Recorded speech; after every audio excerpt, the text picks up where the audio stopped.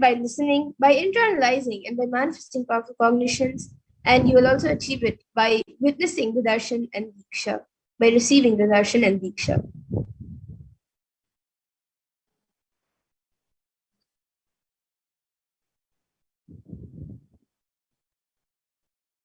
So now let's see what is the Bhava Samadhi Darshan.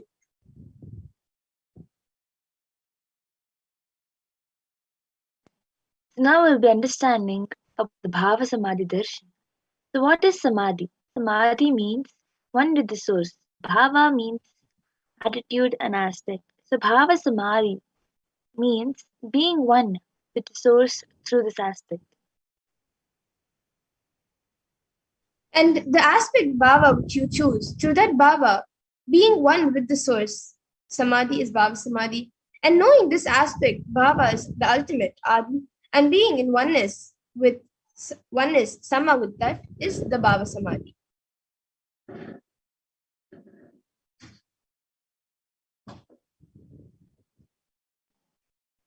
So the divine cosmic being manifests from Kailasa, the enlightened time-space zone, through deities and incarnations. Divine cosmic beings manifest through Archavatara deities in temples and through Bhava Samadhi Darshan, the Nijavataras, the incarnation.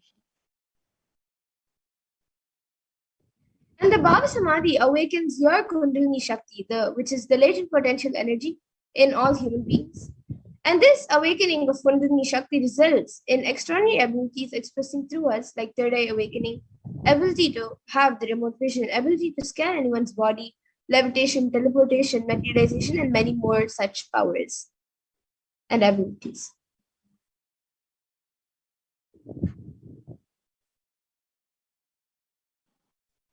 So this influx of superconscious energy visibly slows down the aging processes and improves immunity to diseases. With increasing level of coherence, the whole brain comes alive, turning into a superconductor of conscious energies that heal, empower, and transform our lives. And having darshan or even a glimpse brings a lasting transformation in us. Having a glimpse of an enlightened being, having a glimpse of a great sage, enlightened being, or a deity brings a lasting transformation in all of us, cleansing the lifetimes of karmas and raising you to the next level of subconscious breakthrough, which is like hitting a reset button on your being.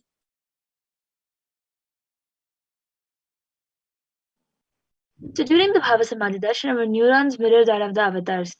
The mirror neurons activate and process all the absorbed moments of information of the avatar just by seeing. That is, our entire body silently and without movement recreates what is happening distance far away, experiencing the superconscious energy radiated by the avatar. So now,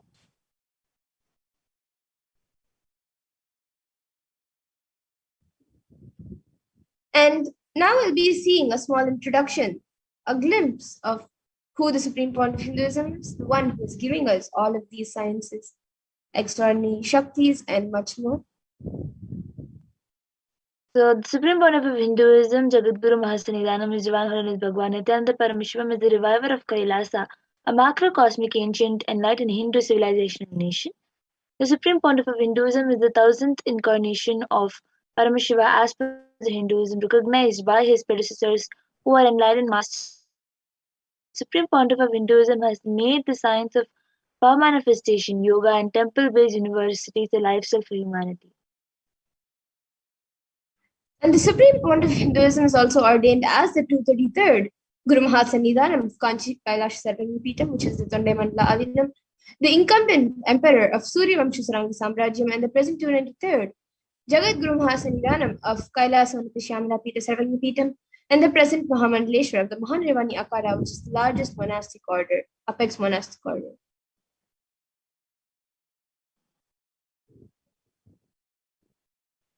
The Supreme Pontiff of Hinduism is the 1000th Acharya Mahamandaleshwar of the Attal Akhada and is the present 23rd Guru Mahasannidhanam of Dharma Mukti Swarga Paramadinam, and is elected as the Supreme Pontiff of Hinduism by a congregation of over 1,000 Hindu leaders.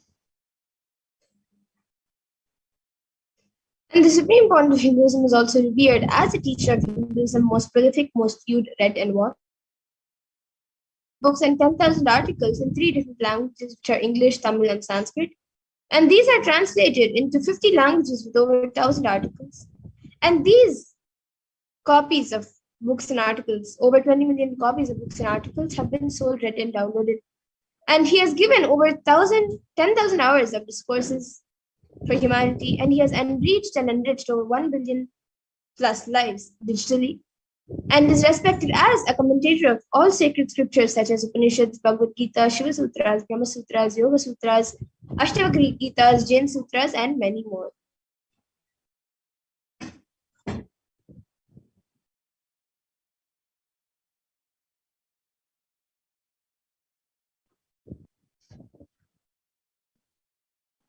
And the Supreme Pontiff of Hinduism is honored as the leader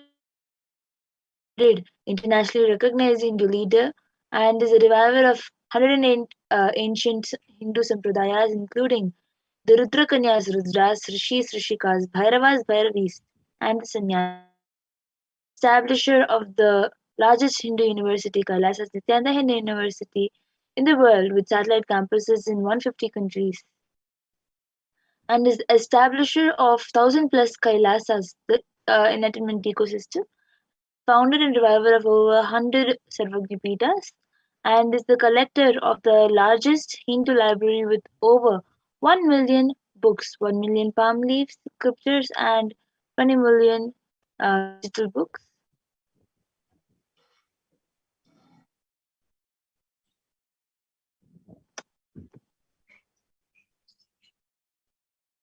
And now we come to the conclusion of this first segment, and we will be moving on to the further segments where we will be seeing a live demonstration of the extraordinary Shaktis, the divine powers of Paramashiva.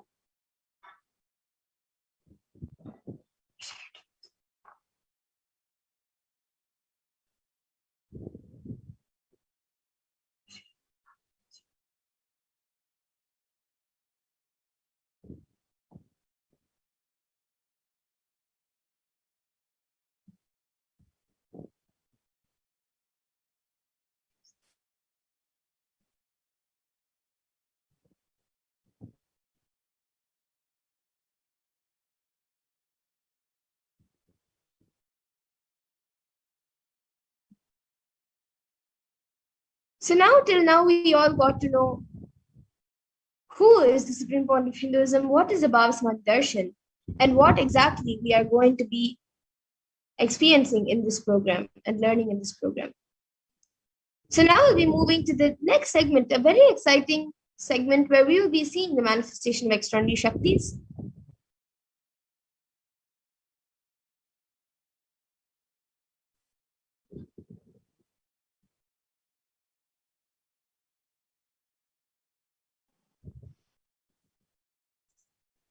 So the Balasans.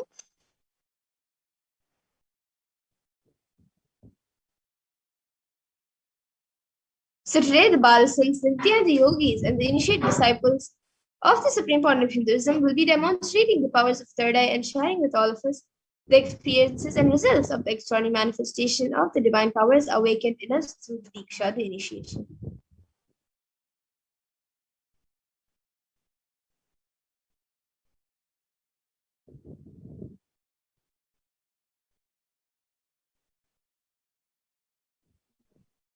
In today's Bhava Samadhi Darshan,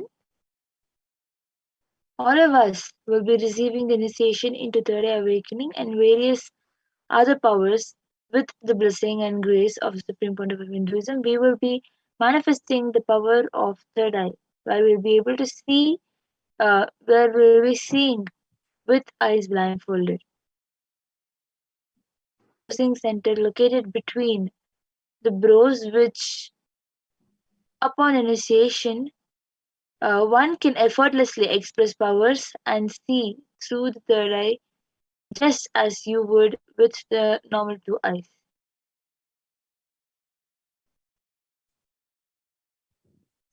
And now let's see what are Shaktis. What exactly are the Shaktis that we are speaking about? So manifesting powers, Shaktis, are described in the Vedagamas by Paramashiva as a system, method, and science for human beings to explore the various possibilities and powers and have access to various states of consciousness. And Paramashiva actually he describes in very elaborately that every human being is hardwired to be able to manifest 463 plus extraordinary Shaktis. And Shaktis manifest from the fundamental cognition that you are a divine and you need to know that you are a man and you need to reach the divine. Here, the foundation is that you are Paramashiva. You are unmanifest. Recognize that you are Paramashiva. Even if you have not yet manifested it, understand that is why what Paramashiva is revealing through this body and through this system, through this methodology and samyam, any samyama you do on powerful cognitions, you manifest only Shaktis, powers, not siddhis. So this is told by the Supreme Point of Hinduism.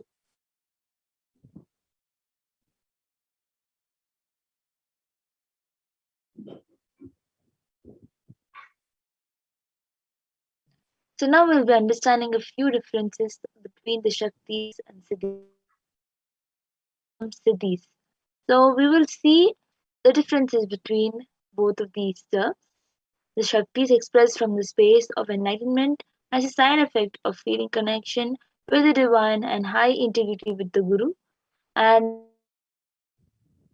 enlightenment, whereas the Siddhis are on the path of enlightenment and may, and the Siddhis are the powers that manifest from the tapas and penance for the sake of enlightenment.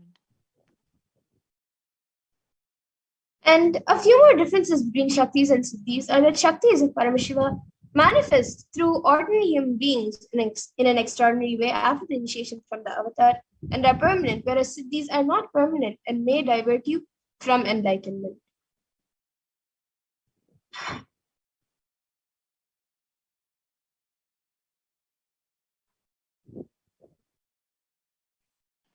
So the source of these Shaktis, Paramashiva, is the primordial divinity in Hinduism, the ultimate reality and cause, which is self-effulgent, Swayam Prakasha, all pervading, unchanging beyond time, space, form, and causality.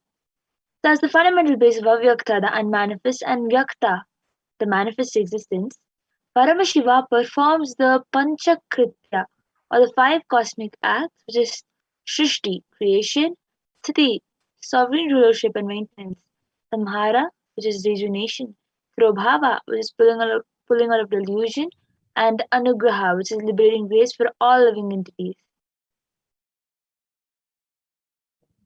And now the avatar of Paramashiva, the supreme pontiff of Hinduism, Jagat Guru Mahasanidanam, His Divine Holiness Bhagavan Nithyananda Paramashivam, as the thousand-eighth living incarnation and representative of Paramashiva and the reviver of Kailasa, the ancient enlightened Hindu civilization and nation, and the great cosmic goddess of the nation. Ever since the beginning of the civilization, the Sanatana Hindu Dharma has been the cradle of enlightened beings and highly advanced science. It was where the science of enlightenment and powers was lived and taught as a lifestyle. And for the first time in the modern day, the Supreme Point of Hinduism is reviving these yogic sciences and transmitting it to the world at a record-breaking pace which is never accomplished before.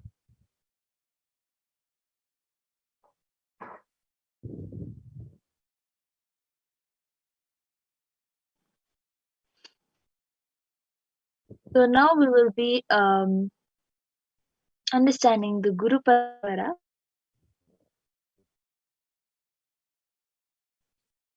The knowledge and science of manifesting these Shaktis are passed down from one generation to the next through initiation, Diksha, by the enlightened masters, the Gurus. So the supreme pontiff of Hinduism, being recognized as an incarnation at a very young age, was trained and taught these sciences to revive the initiation and knowledge repositories for billions to manifest science of power manifestation, disciplines of Vedanta, Tantra, Srividya, Yoga, Yogic powers, Mantra Shastra, Siddha Vidya, science of Aushadha, Advaita, Bhakti Yoga, Paramashiva Jnana and Paramashiva Vijnana.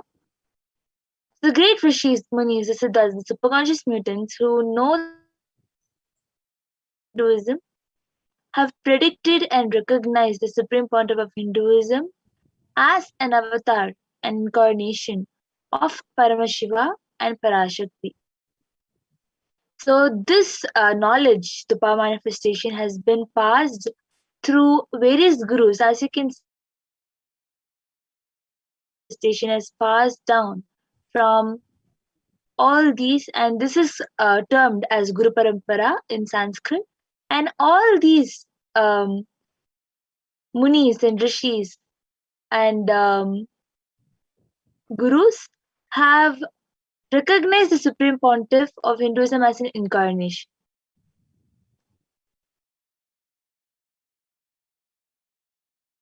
And so, how now we'll be seeing how we can awaken these divine Shaktis in us.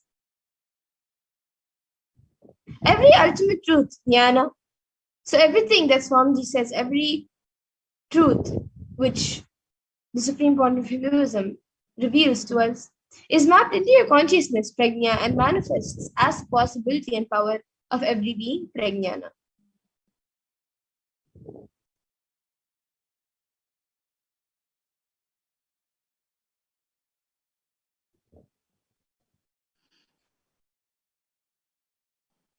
Now, these powers, these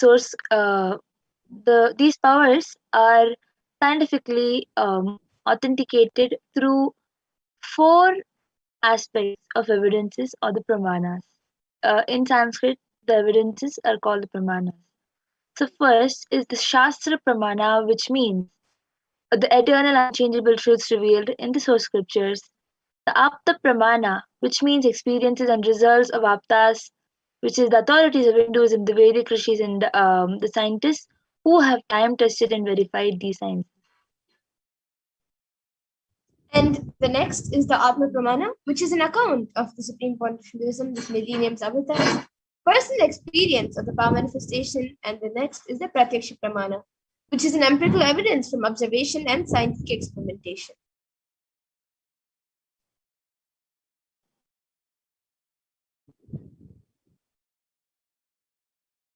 So the Vedagamas, which are the which is living applied science.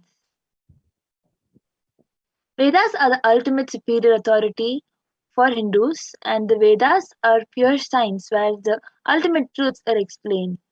Whereas the Agamas are the scriptures where the applied technology, the applied science is expanded.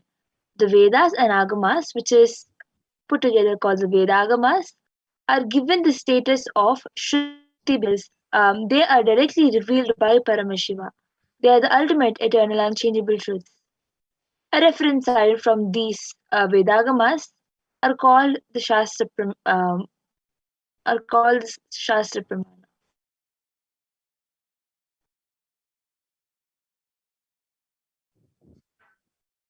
And now let's get ready to witness a very unique and exciting demonstration, live demonstration of the powers of third eye. So we'll be first entering into the power of third eye, which is seeing with the eyes blindfolded. So we'll be going through all the pramanas, evidences, the scriptural. The first is the scriptural reference, the Shastra Pramana, for the power of third eye.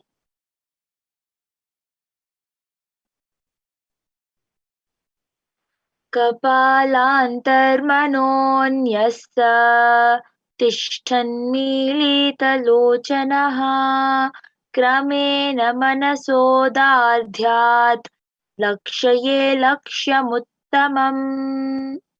So this is from the Vijnana Bhairava Tantra, Dharana 11, verse 34.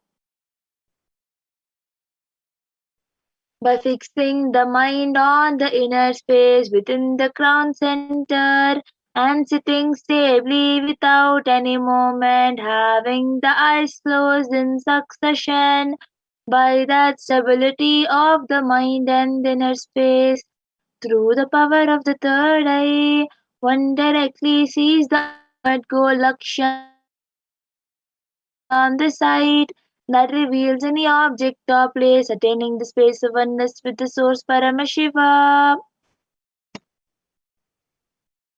The next is the Apta Pramana, where Bhagavan Krishna initiates Arjuna into this power of third eye.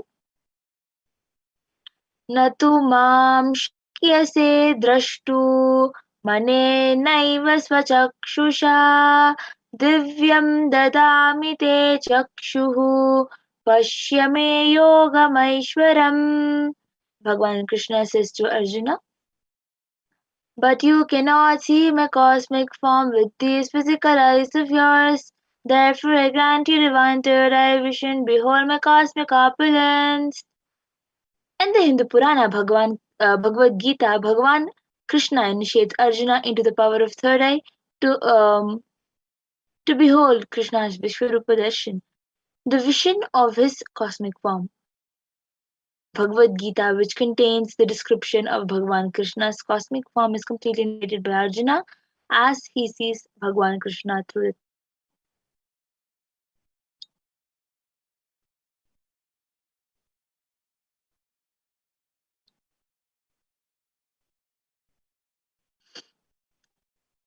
So the next is the Atma Pramana in Swamiji's own words.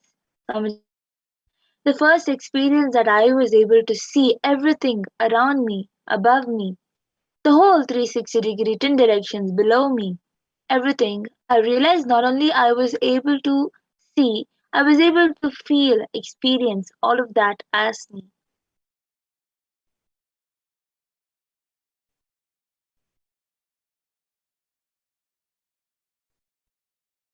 So the next is the Pratyaksha Pramana, the empirical evidence from observations and scientific experimentations. The study measures and compares metabolic cell activity of a brain in conscious and meditative open third eye state. This is a PET. It was declared that when doing daily activities, high activity is measured in the brain where third eye is located, and when in deep Samadhi state, only the third eye region is active and almost 90% of the rest of the brain is at peace.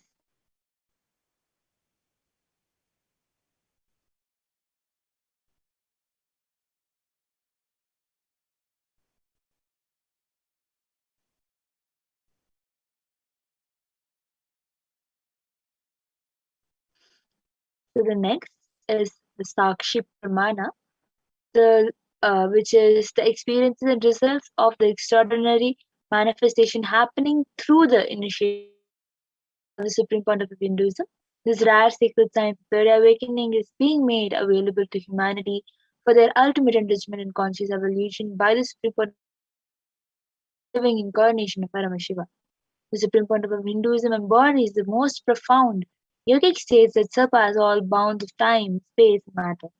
The Supreme Pontiff of Hinduism is gifting this pure great science of third awakening, along with many other spiritual sciences through initiation Diksha. Millions of people have been initiated by the Supreme Pontiff of Hinduism and are experiencing the profound results as the extraordinary manifestation in everyday life. So now we will be witnessing the live demonstration. Third eye.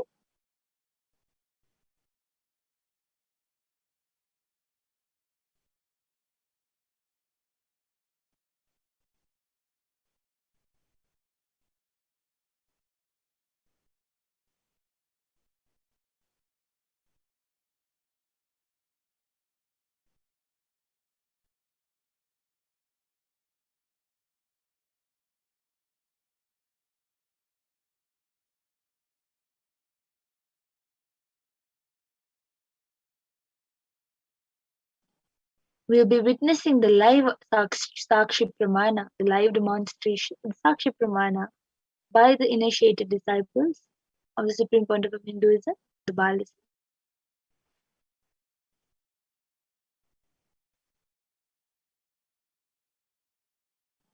So we now have with us Ma Madhura, who will be doing the demonstration of the power of third eye. Yes. So Ma Madhura, you can show the eye band. Yes. as you all can see, this is the eye band which we will be using for manifesting and demonstrating this power of third eye. This eye band has a sponge attached to the sheet, and the sponge will the sponge is used so that it can stick to the skin.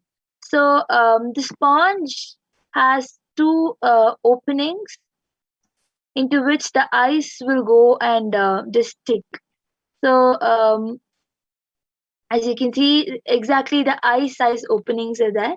So inside that, the ice will go and stick, and there is no possibility of leakage at all.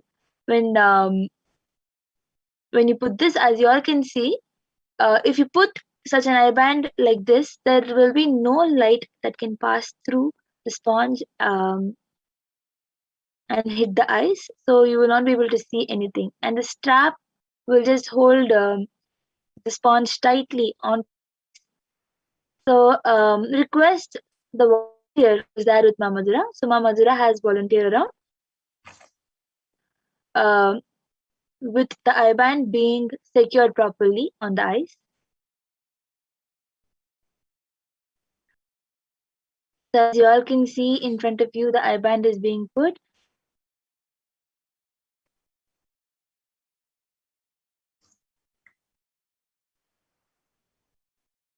You can put a little tighter.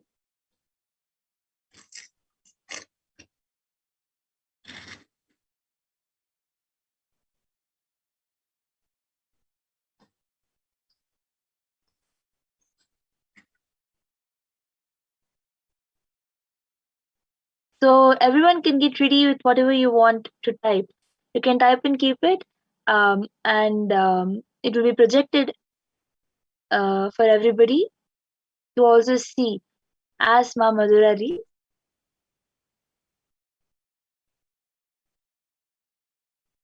Yes, so now anyone watching us on the Kailasa's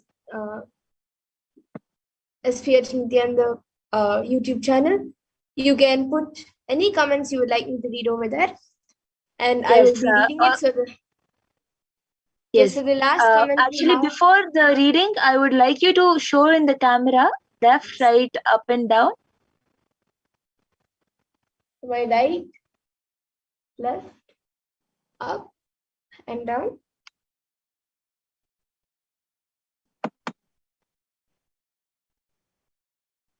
Yes, and now you can all see also the comments. So we have the last, we have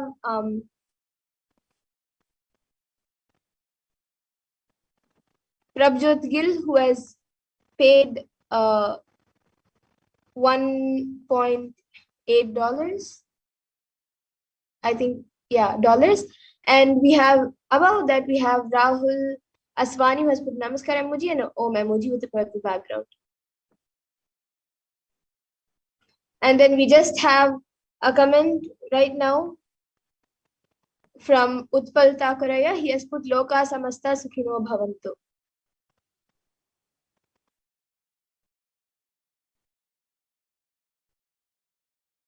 Yes, and anyone else who would like to put anything, you can put a sequence of emojis, numbers, letters, words, sentences, or something which doesn't even make sense, and you can even maybe put something in different languages, and I can draw it to you and show you if I don't know how to read it.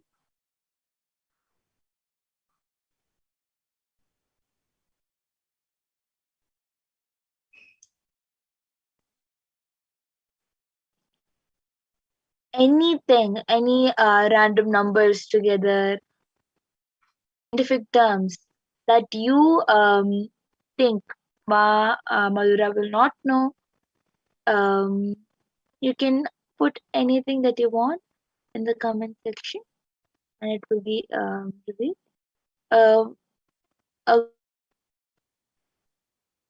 Anything you want, you can put it in the comment Yes. section. We have another comment from Rhinosin Edmond. He has put a moon emoji and a Trishul emoji and a sun emoji. And the moon and the sun has eyes and nose and a mouth.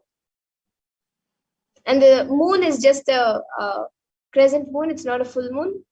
and there's only one eye shown, and then the nose and the mouth. The sun, both the eyes and the nose and the mouth is shown. And the sun has 1, 2, 3, 4, 5, 6, 7, 8, 9, 10, 11, 11 or 12. I guess I got confused. 11 or 12 rays.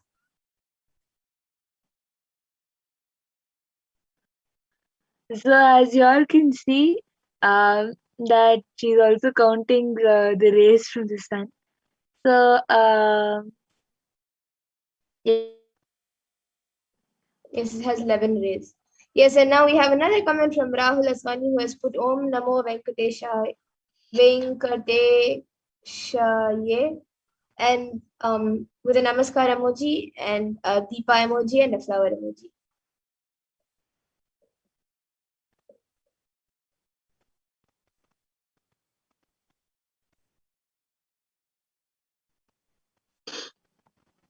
if anybody else wants, you can comment anything that you want.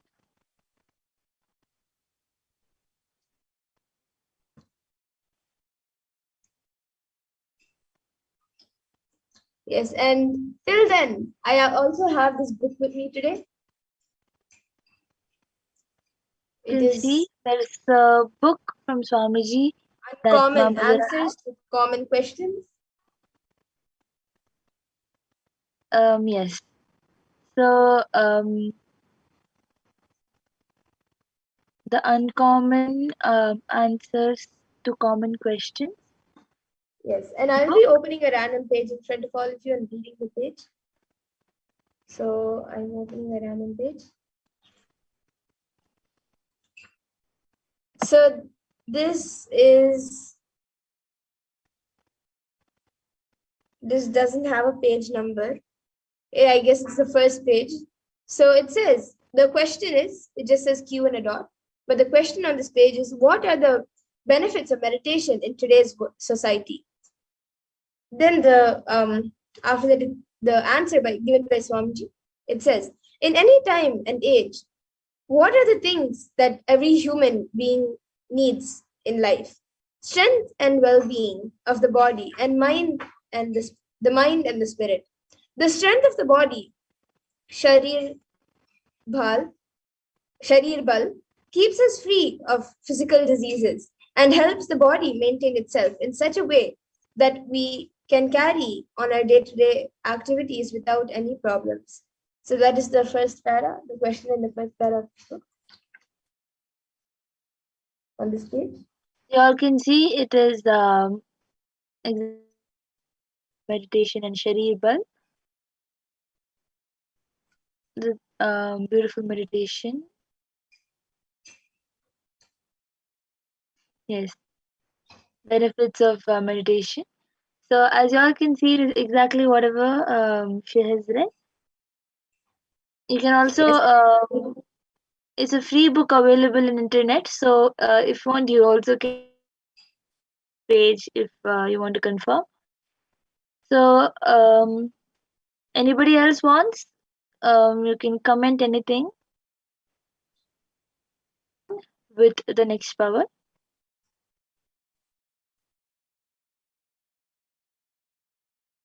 Anyone viewing us right now on the YouTube channel, you can put your comments. And even if you're watching somewhere else, you can put your comments on the YouTube channel, and then and I will be reading it.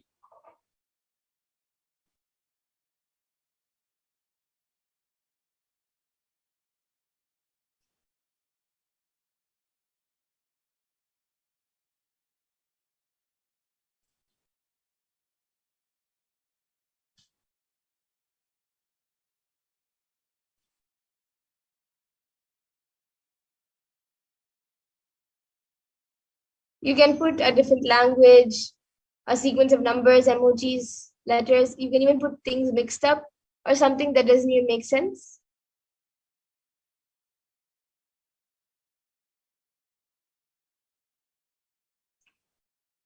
Okay, now I have the Kailash SPF Nithyananda YouTube channel being projected in front of me with some videos. It says Nithyananda Satsang, constantly delete the past, constantly upgrade yourself.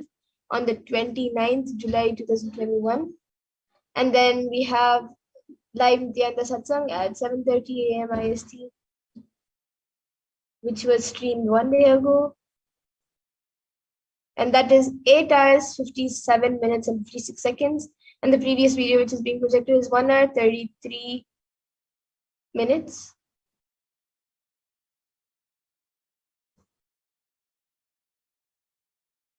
To our channel to be notified of the next upload. And then it says it is given the link to that, to the Nithyananda TV.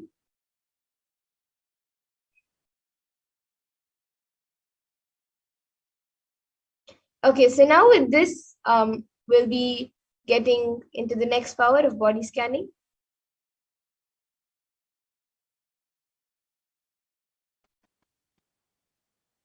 So I request the volunteer to now remove the eye-band. Yes, so as you all can see, the eye band is being removed right in front of your eyes.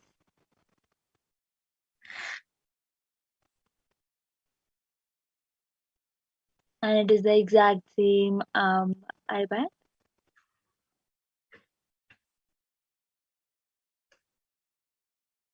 Yes, and now we'll be moving to the next power of body scanning. And anyone who would like a body scanning, you can start putting your comments in the YouTube comment section, and we will be giving you a body scanning. And yes, now I see Ma Durga Devi has posted a few emojis, and Utpal Takaraya has put something. He has put, can you read Nithyanandam? And he has put Nithyanandam. Yes, so Ma Durga Devi has asked for body scanning. Yes, Ma, we will be first going through the pramanas for the power of body scanning, and then be getting into the power of body scanning.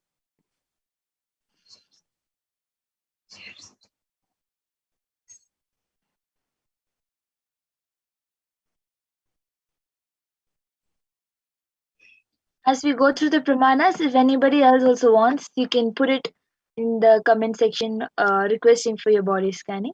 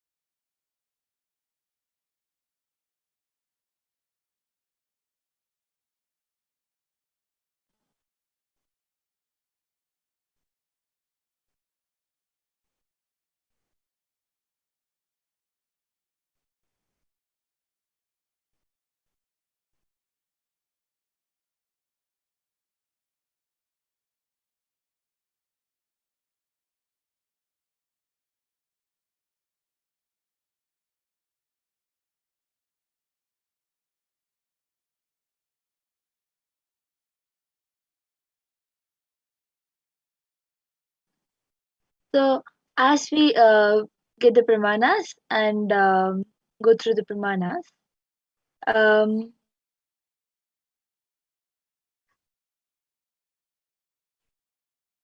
Ma Madhura, I think you can share of manifesting the power of body scanning. Yes, and actually we can get into the pramanas, and as we do the body scanning, we can share our experience also. So the Shastra Pramana for this power of body scanning comes from the Vijnana Bhairava Tantra. Swadehe jagato vapi sukshma sukshmatarani cha tattvani yani nilayam dhyatvante vyajyate para. So this comes from the Vinyar Bharatantra. And the next, the Apta Pramana for this power is from the life of a Siddha whose name is Teraya. And he was one of the prominent disciples of Agatya. And one day a man suffering from a severe headache comes to Agatya and asks for healing. So then Agatya, using the power of body scanning, reveals that there is a small tere, a type of frog, sitting in the person's brain. And he tells his disciple Teraya to perform an open head surgery and remove the frog. And once the surgery is completed, the person is healed and cured of the headache, and thus Teraya gains his name, which is Teraya. And the Atma Pramana for this power of body scanning, Swamiji, it comes from the experience of the Supreme Point of Hinduism himself, when he had gotten the multiple compound hand fracture. It was revealed in the hospital, when he had gone to the hospital, it was revealed that he had been poisoned without his knowledge. And so using the power of body scanning, he scanned the imbalances which had happened in his body, and he used allopathy as a second opinion to verify his findings. And then as a Sakshi Pramana, we have many people, many disciples who have been initiated into this power, who have shared their experience of this power manifestation on social media and with their friends and family. And now we will actually be witnessing the live demonstration of the power manifestation. So anyone who would like a body scan can put your comments in the YouTube comment section. We already have a few comments from Ma Durga Devi. So Pragnana, you can start a scan for Ma Durga Devi's daughter, Subiksha Shri.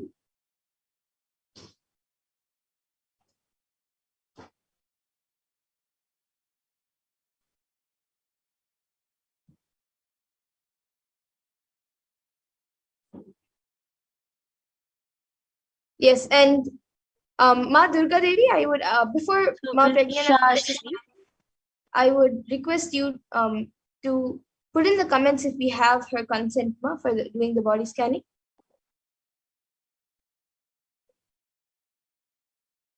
Ma Durga Devi, you can put it in the comment section if we have your daughter Subiksha Shri's consent for the body scan.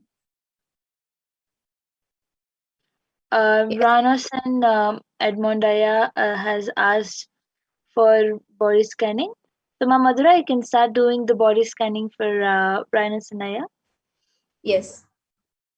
Ma Mary's Grigor Jevs has come back saying, Nityanandam, how can I attend my overthinking and unstable mind physically? So I will be scanning Mary's Grigor Jevs.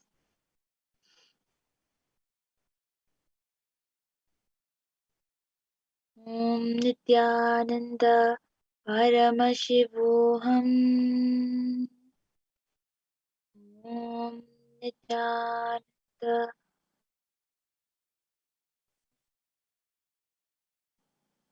Yes, and Rhinus and Edmondaya, for you, I was able to see that you are getting a small allergy and dryness on your skin right now. So I was able to see for that, if you apply oil on your body, you can either pure coconut oil or castor oil. Apply that oil in the night wherever there is some irritation or sensations in the skin or dryness in the skin.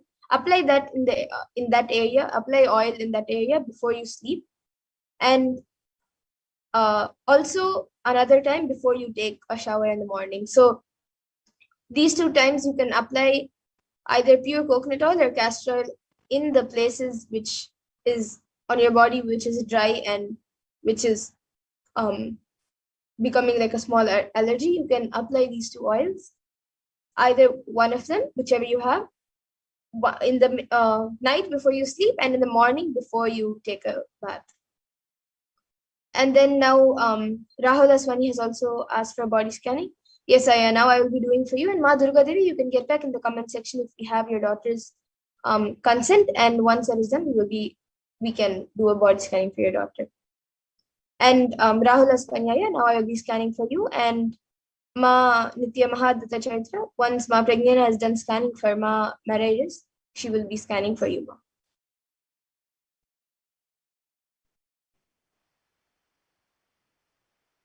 Myris Gregorius Ma, I was able to see that the overthinking about your an unstable mind about your health, uh, it can be completed by you doing sevas for do puja and seva and put your mind completely into the divine and your master. You will see that will not be there because you are completely dedicating yourself to the divine and the master. I was able to see that physically you will not overthink about or have unstable mind. That I was able to see. And now I will be scanning for Malvin in Wildwin, which Ma Adbhuta Charitra has asked. Yes, and Ma Durga Devi, we need to, if she's a minor, if your daughter is a minor, then if you have given the consent, we can do. But if she's a major, then we will need her separate consent. So if you can confirm in the comment section if we have her consent to do the body scanning for her.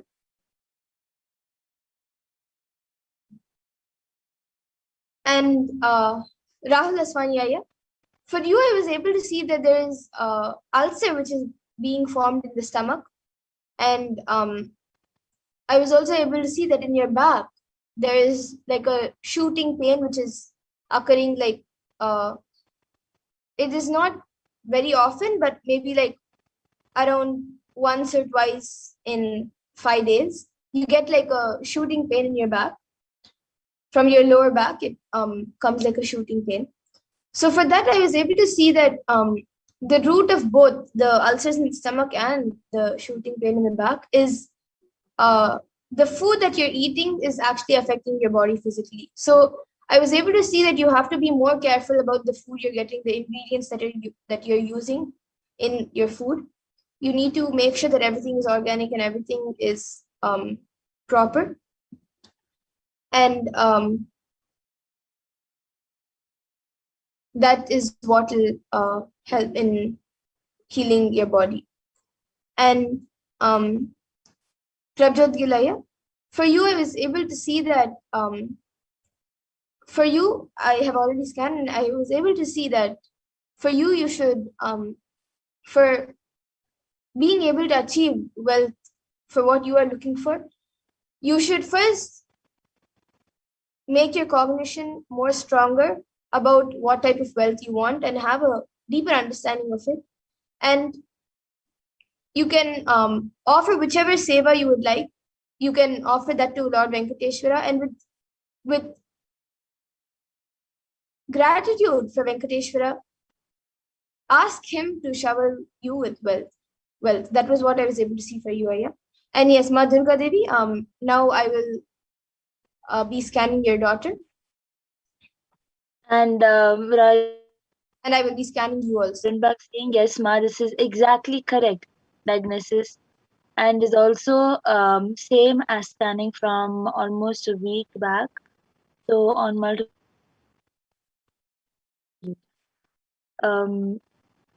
Thank you for getting back, Aya.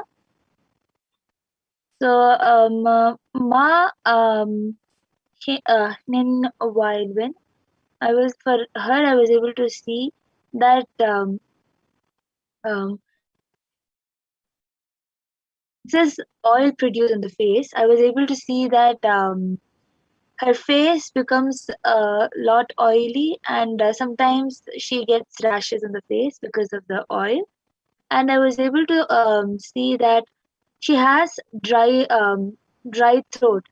outside it was oily, but for her. So I was able to see that she should not use any dry products on her body. Just because her skin is oily, she should not use dry products that will make her skin completely dry. For her face, she should not use soap. She should use haritaki to wash her face. I was able to, Parameshwar revealed that she should not use any dry products and just because of the oiliness. And I was able to see that the consumption of water needs to increase, and the cleanliness of the food needs to also increase. She needs to have a cleaner diet, and that will improve with the dryness inside. It is uh, it is not only the throat which is dry. Inside, her full digestive system is completely dry. So she needs to have more water, and the the water will help her with other problems due to digestion. She's having back pain, and it is due to digestion she's having back pain. Just having water is the solution I was able to see. Having consuming more of liquid um, in through either juice or um, or as water,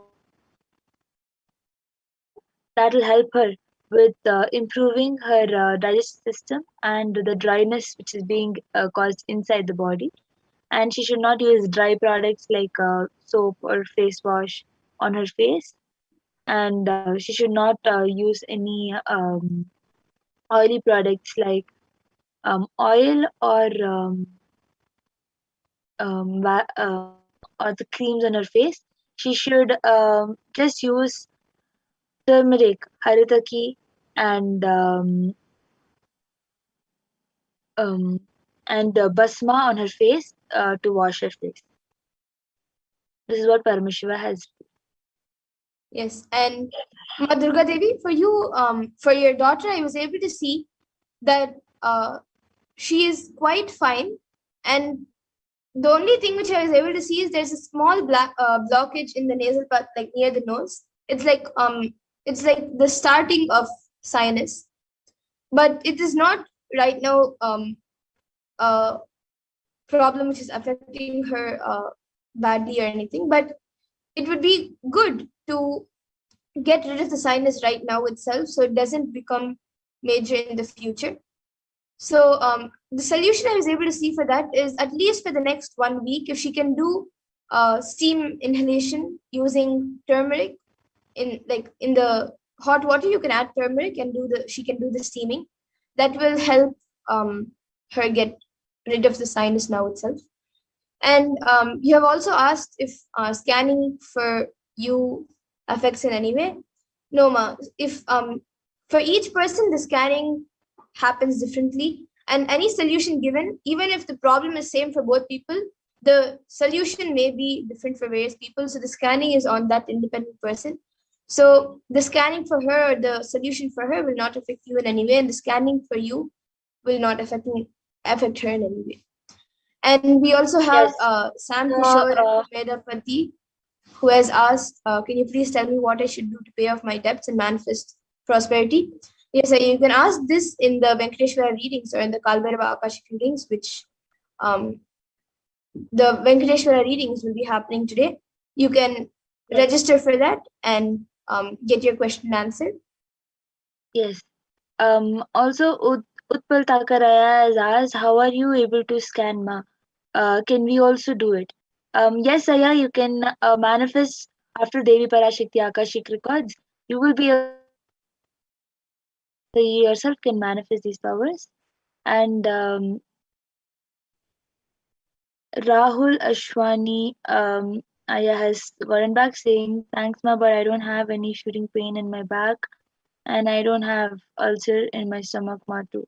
I have improved my health. I will start taking the three herbs. Yes, and Rahul Aswanyaya, yes, uh, you can start taking the 3 herbs also.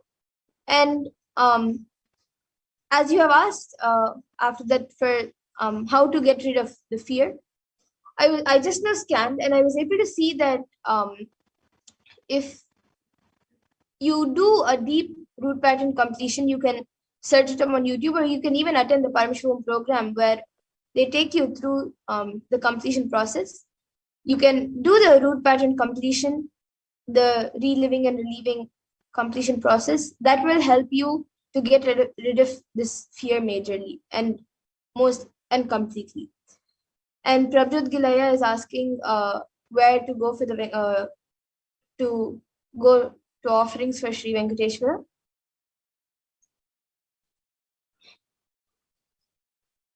You can we will have another segment coming up where they will be sharing with you. We will be sharing with you where you can go to get the offerings, to make an offering to Sri Venkateshwara, as there are many different offerings that you can offer, so you can choose, and we will be taking you through those offerings and how you can register for them. So you can stay tuned for those segments where we will be telling what offerings you can make. And now with this, in the interest And of actually, one more thing. Rahul Ashwanyaya, you have told that you do not have any shooting pain in your back or you do not have any ulcers in your stomach. But I would recommend you to please be aware, because it is possible that in the future you might have both of these problems coming. So please take care and use the herbs to not um, produce these problems in the future. yes. And now with this, in the interest of time, we will be concluding this power manifestation segment. I see Sam Kishore Aya has asked for a body scanning. Yes, Aya, every day 2 a.m. and 4 p.m. IST, we will be having these segments again, where we get ready for the Parashakti Akashi news, and on Saturdays and Sunday for the Venkateshwara Bhava Samadhi Akashi, Venkateshwara Bhava Samadhi Darshans. So you can again come and join us and request for the body scanning, and we'll be more than happy to do one for you. But now, in the interest of time, we'll be moving on to the further segments. I thank all of you for joining us today for this Power Manifestation segment, and please stay tuned for the further segments where we will be learning about who is Bhagavan Venkateshwara.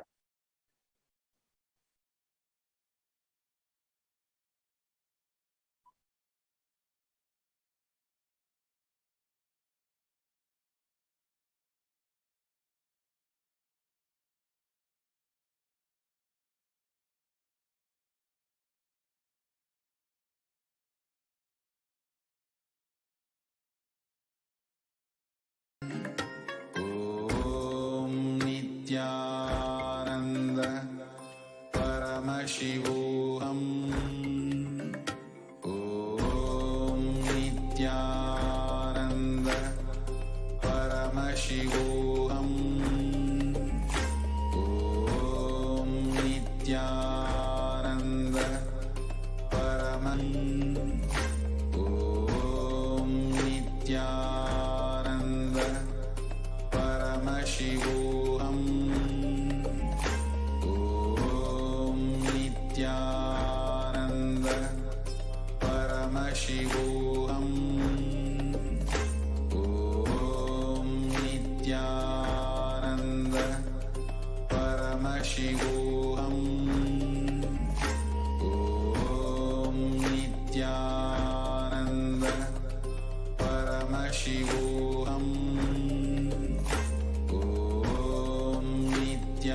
Nityananda Paramashivoham Om Nityananda Paramashivoham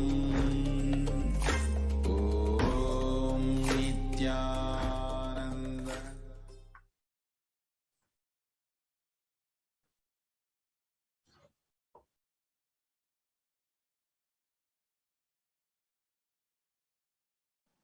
So now we will be today versus Kailasa today. So, in the world today, we have 18 years of growth wiped out in just 2 months.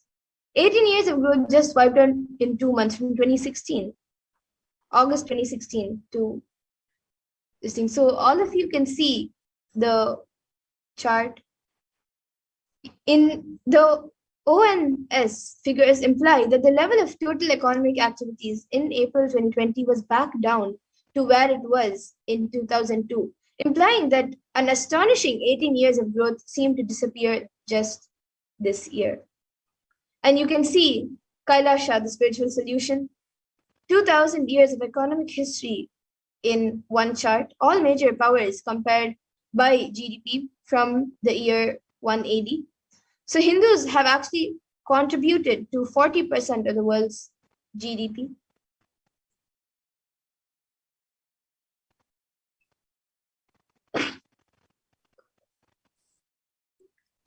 So who is Bhagavan Venkateshwara?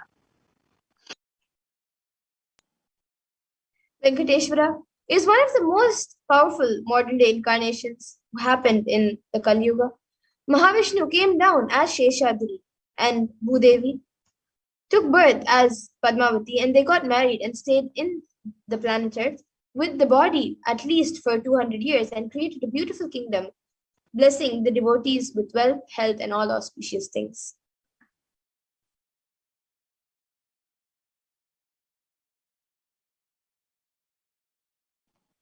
He decided to stand in Tirumala, making himself available to all devotees. Venkateshwara just became a deity. The very body, how he is standing, it is Davatara. Archavatara means incarnation in the form of the deity to receive all the worship and devotion of the devotees. So Srinivasa became Archavatara, standing in Tirumala and gracing the whole world, the whole universe, showering wealth, health, and all the spiritual benefits. Venkateshwara has the Shri, which is Devi Mahalakshmi, the goddess of wealth and prosperity, within his chest.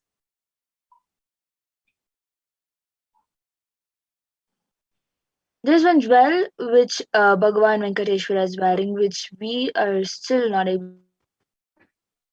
So on Venkateshwara's right chest, he's having the world's costliest jewel. He wears it on the Vaikunta Ekadasi day on the Srivatsa. On the Srivatsa, the jewelry is called the Vaidurya diamond. If at least 1,000 years old, older than the diamond. So that jewel is supposed to have come out of the churning of the Milky Ocean, and there is only one piece available in the entire planet Earth, the one which Bhagavan Venkateshwara is wearing. And now let's see the power of the energy field of Tirupati. So Ramanuja, who was a great enlightened master, was staying for Tirumala with his disciples. One day Ramanuja was getting ready for the pilgrimage back, and he packs his bags with some food and walks all the way, full day along with his disciples. Evening they reached the downhill and they opened their food for eating. They found a lot of ants in the food. The disciples have started cleaning all the ants. Ramanuja just stopped and said, "No, don't do it. Don't do." He just packed the whole food safely, not leaving one ant. Walked all the way back up the hill without having any food, especially in the night. All the disciples were wondering what had happened.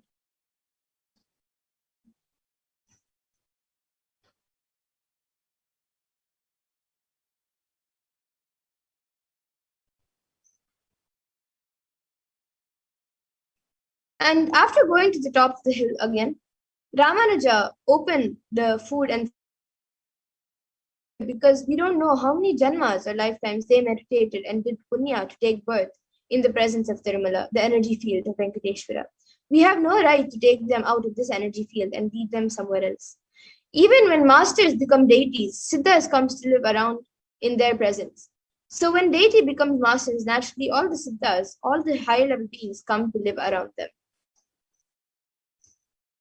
And the Shastra Pramana for this comes from the Narayana Sutram, verse 1. Sahasra Shirsham Devam Vishwakam Vishwashambhuvam Vishwam Narayanam Devam Aksharam Paramam Padam. And this verse means this universe is the eternal being, Narayana, the imperishable, the supreme, the goal, multi-headed and multi-eyed, omnipresent and omniscient, the resplendent, the source of delight for the whole universe. And the Brahmanda Purana also contains Sri Venkatesha Sahasranama, which are the 1,008 names of Lord Venkatesha, which occurs as the conversation between sage Vashishta and sage Narada, and also the Venkatesha Ashtottara Sotram, the 100 names of Lord Sri Venkatesha.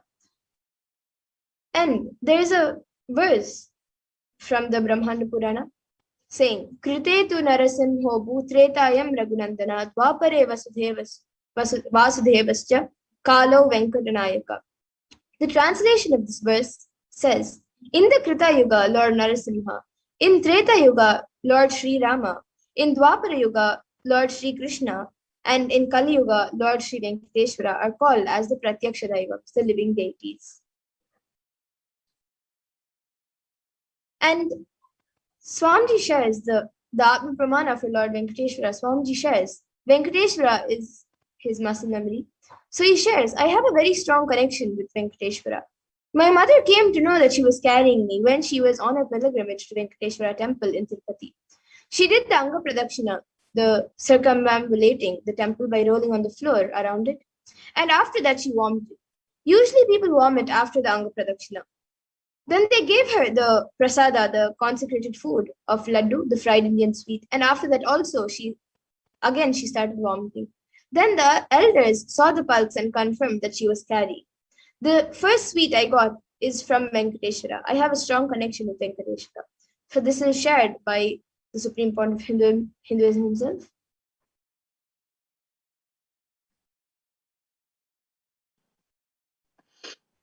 So the benefits of worshipping Bhagavan Venkateshwara. From the Vishnu Sahasranama, Palashruti verse 6. Yasha prapnoti vipulam yati pradanyameva cha achalam shriyamapnoti shreyah prapnoti anutamam. The translation is, he becomes endowed with great reputations and becomes the foremost amongst his kith and kin. He acquires undiminished wealth in this world and excel prosperity in the other world, that is liberation. Bhagavan, all the Ananta Kalyana Gunas, divine auspicious qualities, and the one in wealth and all other dimensions of life. And in today's Darshan, Bhagavan Venkateshwara will be manifesting through the Nijavatara, 1,008 living incarnation of Paramashivam, the Supreme Point of Hinduism, Jagadguru Mahasannidhanam, His Divine Holiness, Bhagavan Nithyananda Paramashivam. And all of you can receive the blessings and initiation to awaken the wealth consciousness in you. So now Ma Pragyana will be sharing with all of you the 2 dimensions that we have in Hinduism for wealth creation. Yes, the 2 dimensions of wealth creation, the Sankhanidhi and the Padmanidhi. We have 2 dimensions of wealth creation in Vedic tradition. So Sankhanidhi means conquered wealth, conquered from the natural sources, and the Padmanidhi means flowered wealth like a lotus, which is created. Padmanidhi is made to flower from natural resources. And in the Vedic tradition, there are 2 major gods representing wealth. One is Kubera and the other is Lakshmi. So Kubera hoards and holds wealth and sits on wealth. Example, treasury, stock market, and other things similar. Kubera enjoys the subtle power that holding wealth can bring. And Lakshmi represents wealth that is flowing, circulating, and which is going around like current. Lakshmi uses wealth to enrich herself and the world. Lakshmi creates wealth effortlessly, uses it freely, and distributes it unconditionally. So now let's see wealth creation in the Hindu way.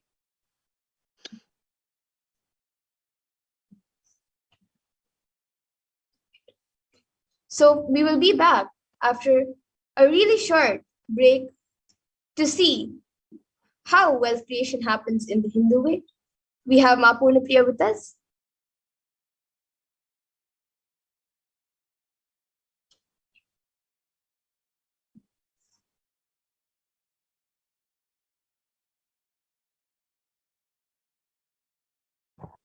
Sorry, muted.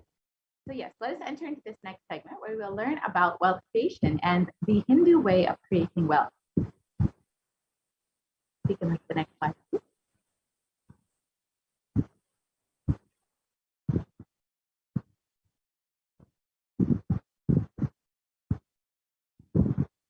So life can be equated to two things. One is the ability to achieve what you want in the inner or outer world, and two is just getting stuck in both the worlds.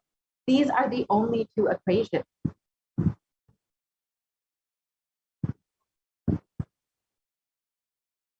And first, we need to have the right diagnosis. Everybody wants wealth, but they do not increase the life in the level that they want. Wealth can be equated to the life energy you express. It is a straight equation because as of now, a normal man has wealth as the first priority in the life. So if you do not have wealth, don't blame anybody. You are not expressing life in you. Life energy is not happening in you.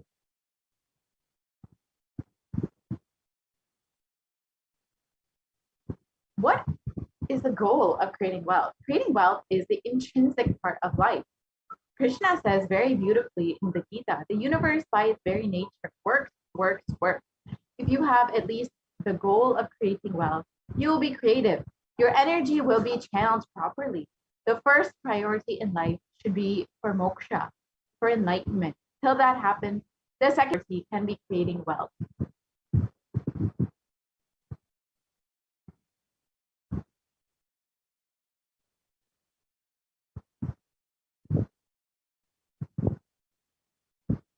So why should we create wealth? Creating wealth makes you non-violent because your whole energy becomes creative. Creating wealth brings tremendous interest in life and non-violence.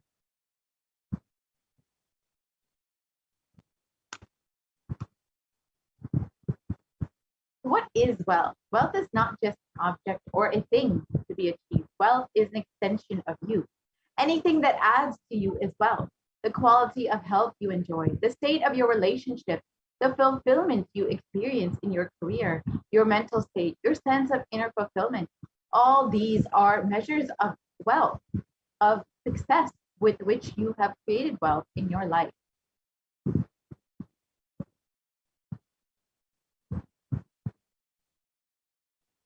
Wealth is a utility. Wealth is not even just money or currency. Money is one wealth, currency is one wealth, the assets are one wealth, and being alive and active is one wealth. All the four put together is wealth: money, currency, assets, and being alive and active. Wealth is neither good nor bad, but it is just a utility.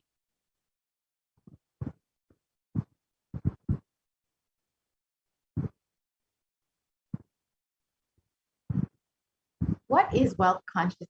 Wealth consciousness means making a clear decision to break out of the myths and mental patterns that impoverish us and to draw us again and again into the poverty cycle.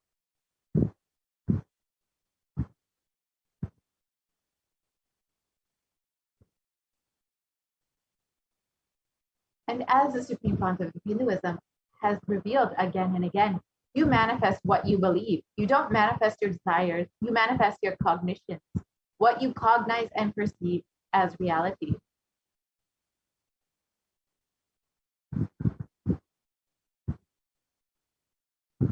So let's understand the gap between our beliefs and our desires. Many of us say, I really desire wealth, but deep down you believe wealthy people are arrogant people, bad people. They do a lot of wrong things. If you believe wealthy people are arrogant, bad, wrong, they do many wrong things. They exploit others. If you have that belief, how are you going to manifest wealth in your life?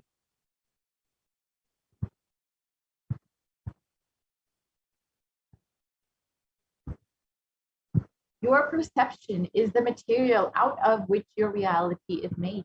If you desire wealth, but you believe, perceive, cognize wealthy people are bad, or wealth is too much responsibility, naturally, you will not manifest wealth in your life.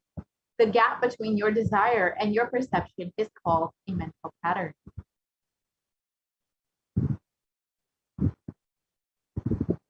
So let us now look at all the beliefs you carry about wealth.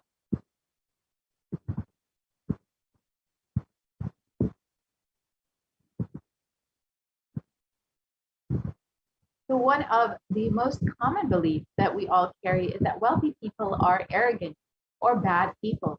You carry deep resistance of wealth, leading you to not accumulate wealth. And even to, if you accumulate, you feel guilty of having wealth.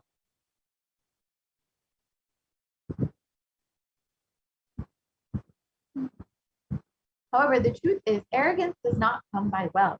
Arrogant people will be arrogant whether they have wealth or not. Arrogant means behaving as if you are more important than or no more than other people. But we wrongly associate wealth to arrogance, create a pattern, and start hating wealth as well, the same way that we hate arrogance.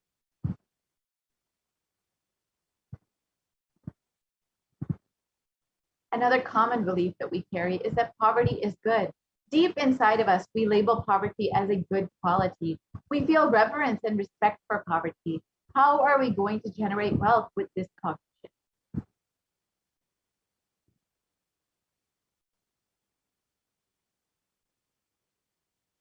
And another common belief is that handling wealth is more responsibility. We may feel uncomfortable. Whatever I want, I will not get it. Maybe you came to this conclusion by looking at some wealthy people who did not have any time for themselves.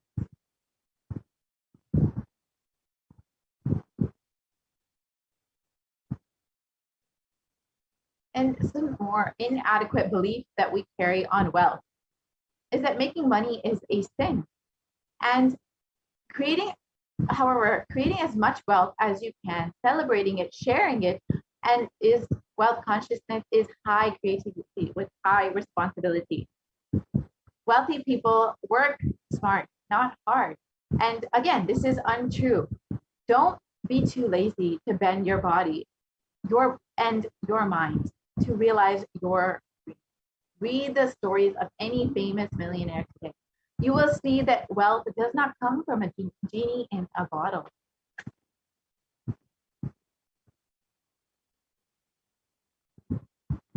And another common belief that we all carry is that you have to be worthy of wealth. However, wealth serves those who are wealthy in their very consciousness. You don't have to be worthy in any way.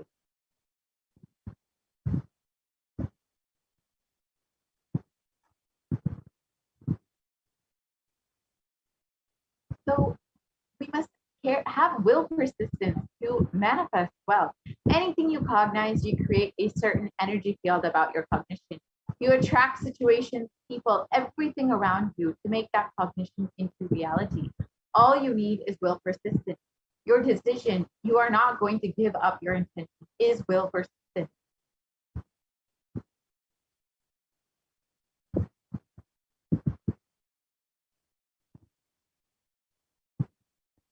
So now let us work on repairing our mental patterns. Your mental patterns go on affecting you, but you always tell, I'm too busy to repair myself. It is like sitting in a broken car and going to be rotating the handle or pushing and pulling the gears and doing whatever you want. You are not going to move 1 inch.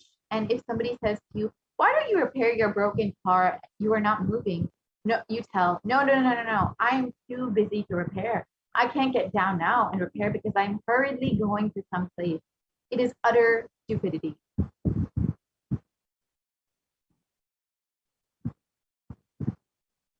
First thing we need to understand is that it is possible to repair our mental patterns. You may be desiring to have wealth, but you may not be perceiving it as your possibility.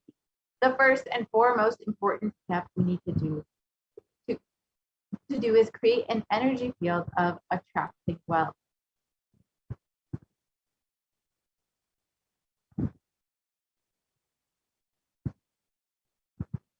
So let us now watch, in the Supreme Pontiff of Hinduism's own words, the secrets of attracting wealth.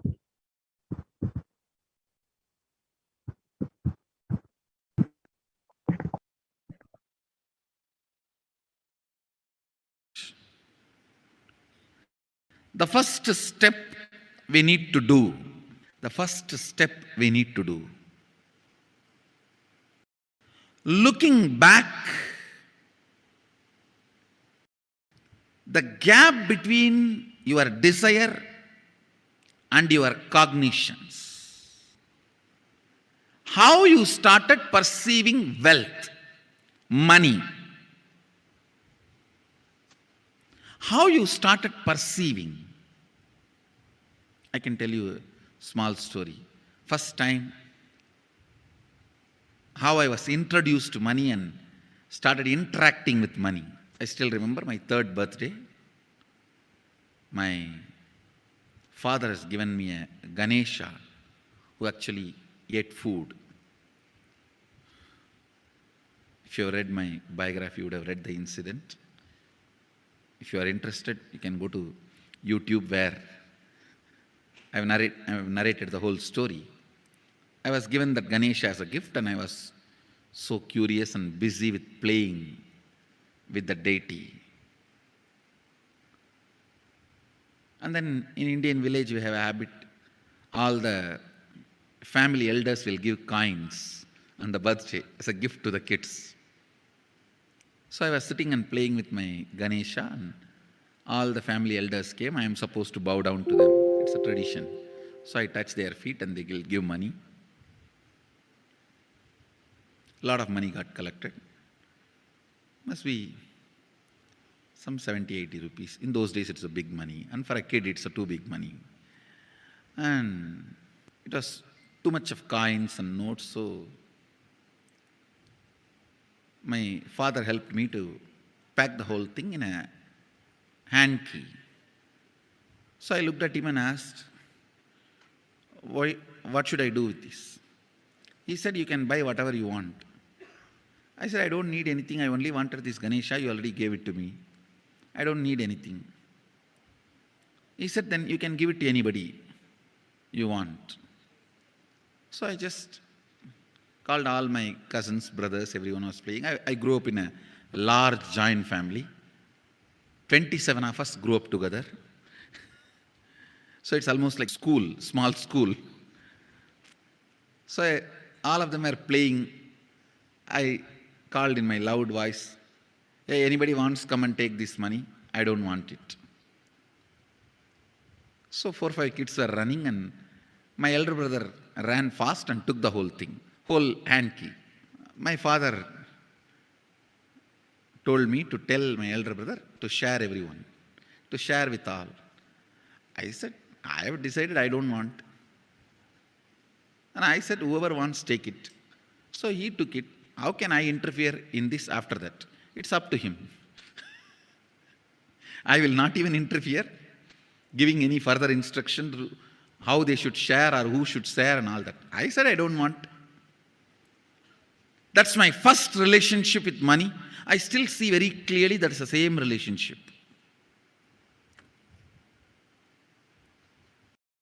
Still, I don't touch money. I don't handle.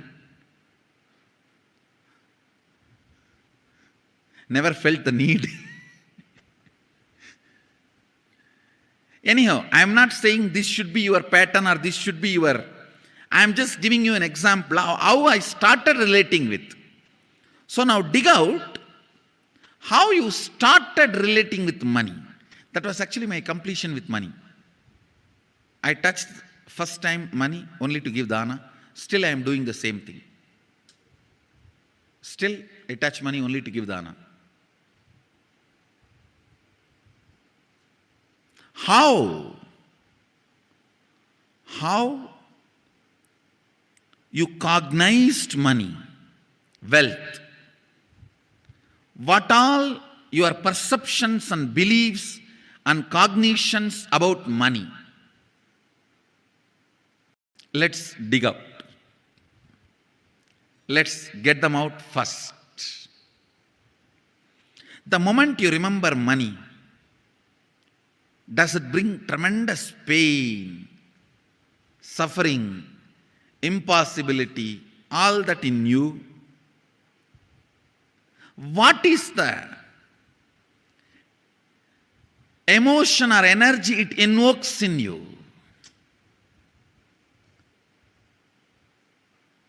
So put your pen to paper and just keep writing whatever comes to your mind. If you feel tortured, irritated, the moment you think of money, whatever you think, money is difficult, money is impossible, money is, unless you cheat, you can't get the money. Even if you cheat it, somebody will cheat from you. So much goes on inside you about money. Your incompletions with money. Just spend few minutes and let's dig out all the incompletions, mental patterns we have, perceptions, beliefs and cognitions we have about money. Listen, the first step we need to do now, cleaning up, completing these mental thought patterns, the incompletion patterns related to wealth, and stopping them from recurring. Please understand, biggest problem is when you do not recognize something as a pattern, it continues to exist in you and recur. Please understand. Recurring, for example, today you remember, yes, I have a lot of incompletions and patterns. Incompletion means, let me define.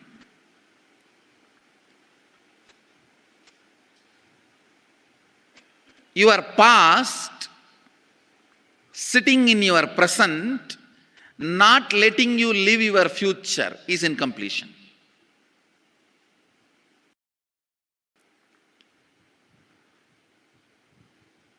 It has no logic.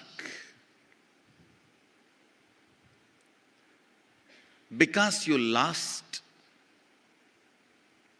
love of somebody, you decide never to love again. It has no logic.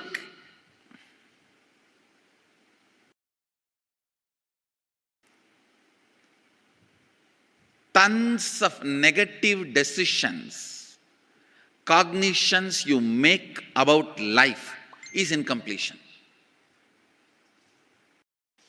I'll give you one small example.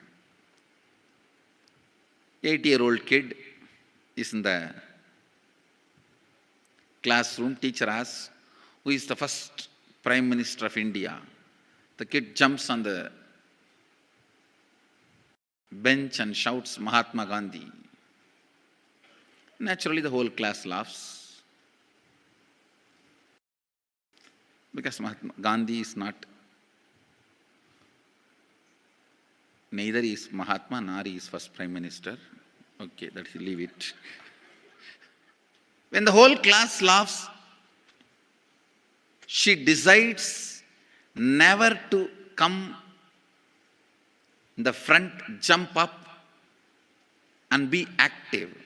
Even after 50 years, if she becomes a CEO of a company, in the team meeting, she will be telling her ideas to somebody else and somebody else will be presenting. Even if she is the head of the meeting, she will continue to suffer the decision she made at the age of 8. How many of you see this is happening even in your life in some form? That is what I call incompletion.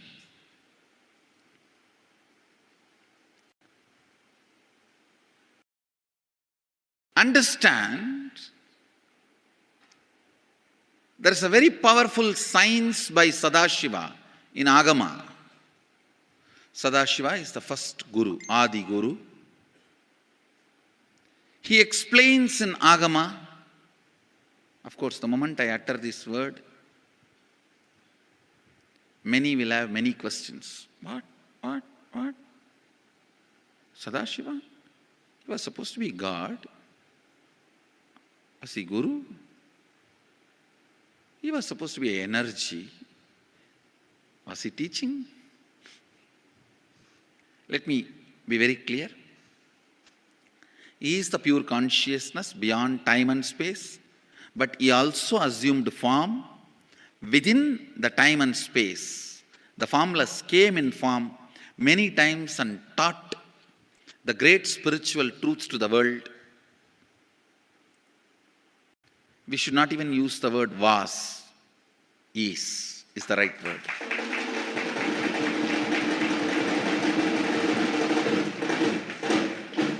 He gives a beautiful science of completing with this incompletion patterns. Understand, if you know the reason for certain pattern, it is called known pattern. If you don't know, it is unknown pattern. Sometimes you will have a heaviness, suffocation, but you don't even know why. That is unknown pattern. Sometimes you know why you are going through what you are going through. That is known pattern. Known or unknown, you can complete. You can be out of it. It is possible. It is possible.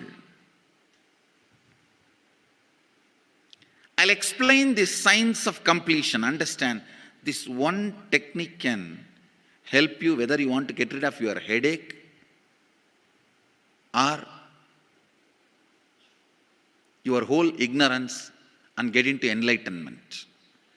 Whether you want as simple as healing your headache or as complicated as enlightenment.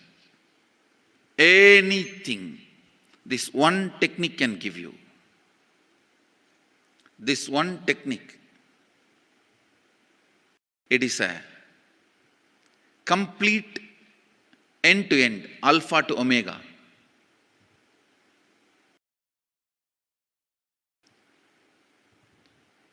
It's from Sadashiva directly. In the Agama, 94th verse, 22nd technique.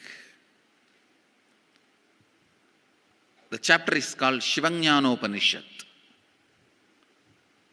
and also called as Vijnana Bhairava.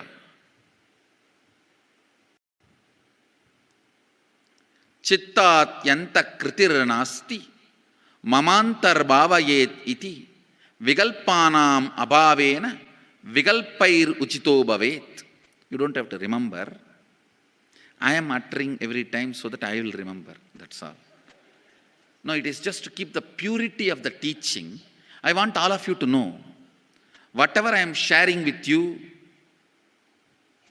is my personal enlightenment experience, which is in tune with the earlier master's experience. My Apta Pramana, my Atma Pramana in tune with the Apta Pramana, means the earlier masters. The Shastra Pramana. Only that can become your Sakshi Pramana. Never learn from a person who does not have Atma Pramana, enlightenment. He will be only Pandit, repeating. Same way, never learn from a person who claims yes, enlightenment, but does not keep his experience in tune with the Shastra Pramana and shares with you. It's always dangerous. Maybe it must have been good for him, but we don't know good for all of you. The Atma Pramana should always be acid washed with Apta Pramana, Shastra Pramana. Only that can become Sakshi Pramana, experiential reality for you. Never learn from anybody who has only knowledge, not experience. Same way, never learn from somebody who claims having only experience and does not connect, purify, make it in tune with the Shastra and presents it to you. There is always a danger. If you don't bother about the Shastra Pramana, you may be having kakka biryani. Be careful. Listen. To keep the purity of the teachings, I keep the original Sanskrit verses. I'll give you the translation now. Consciously feel within the mind stuff of past memories of incompletion, with its activities as mind, intellect and ego, not existing in me. By contemplating this way in your inner space, disidentify from the past impressions and memories of completion. Put your active attention at the space of past happening. Relive these imagined impressions and memories of incompletion. Then the mind stop having fully ceased from its present characteristics of forming thought patterns and cognitions is complete. Thus you become complete and achieve the original space of complete completion. Listen. Now I will explain. I have read out the translation. I will explain what to do. Now you wrote many of the patterns, incompletions, thought currents you are having about money, ideas, cognitions you developed about money from the young age. Do only one thing.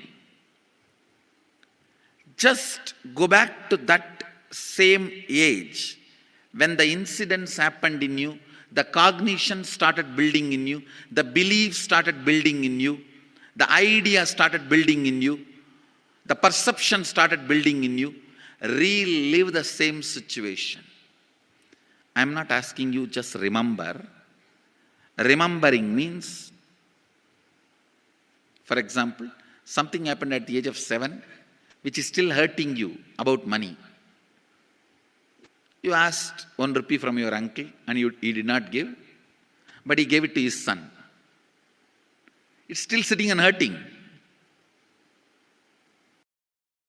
If now you are 47, this happened 7. You being 47-year-old person and remembering what happened at the age of 7 is remembering. Forget you are 47. Forget who you are now. You may be having millions. Just become that 7-year-old who asked and did not receive. For you that 1 rupee must have been almost life. I have seen people, they develop even wheezing when they were not given as simple as a chocolate or an ice cream by their friend or family or brother. I've seen. Because for a child, it may be life. Just go back, forget who you are now. Become that person. When that incident happened, relive. Just see what has happened at that time. You will see many of the unknown, suppressed emotions will break. And I tell you, many diseases will be healed. I have seen people walking out of tumors, cancers, asthma, wheezing, just by completion. Because many of your diseases have their roots in some of the incompletions of the past. When you relive, many pain parts in you breaks. Pain bodies collapse. The pain patterns melt down, which completes many other issues which you don't even remember.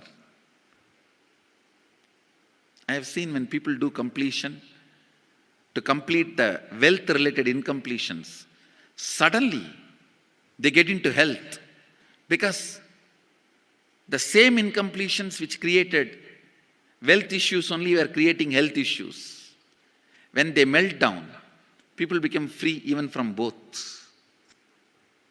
Listen carefully. I'll repeat once more. Now you would have written so many patterns, incompletions, thought currents, ideas, cognitions. Take few minutes. Go back to each incident, each pain, each hurting. Relive. Relive. Relive. Don't justify what happened. Don't try to console yourself. No consolation will work. No justification will work. Neither help others nor try to help yourself. Just relive. I've seen when somebody has tears, others try to console. No, relax. You are not more compassionate than me.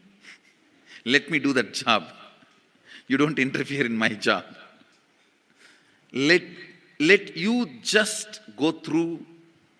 Even you don't try to console yourself. That is not going to work. If something has to break inside, let it break. It's okay. When you relive, the powerlessness, incompletion loses power over you. I'll guide you step by step. And I commit with you, I'll lead you all to completion. And I know how to awaken, trigger the incompletions in you and break them. Help you to read. I am supporting all of you. Have courage. Let's clean up.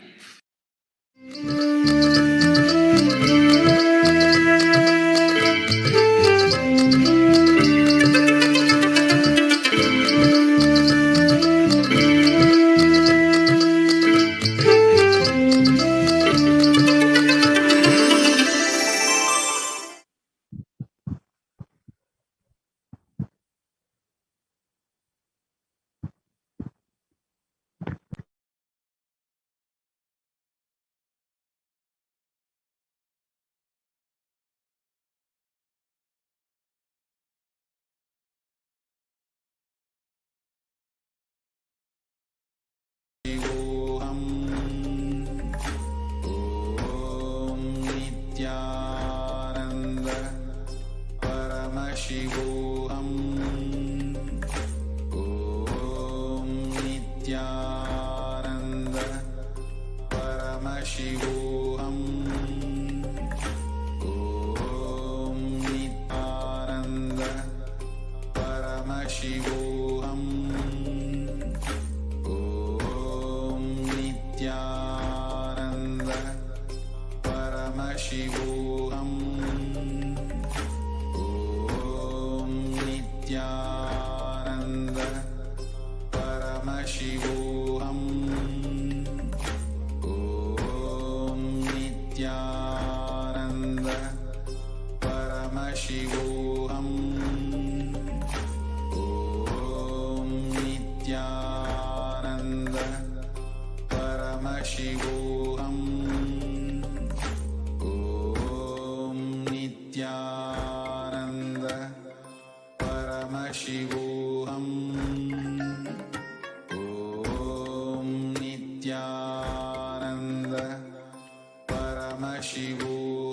Paramashivoham.